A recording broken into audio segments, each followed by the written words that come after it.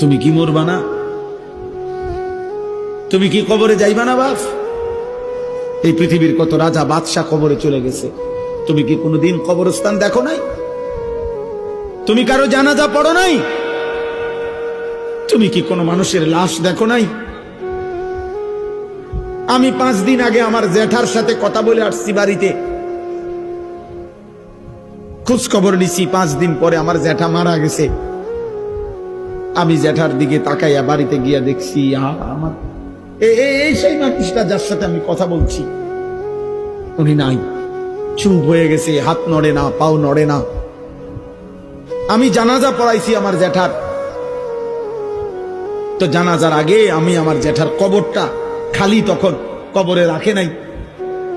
আমি কবরের দিকে তাকাইয়া অনেকক্ষণ 8-10 মিনিট হইব, আমার বাবার কবরের পাশে আমার জ্যাঠার কবর।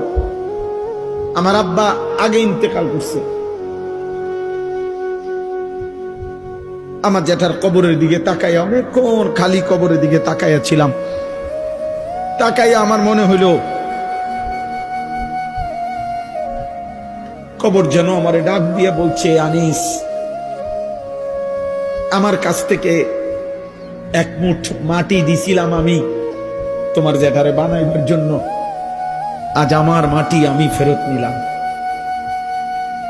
ওয়াফিহা নুঈদুকুম।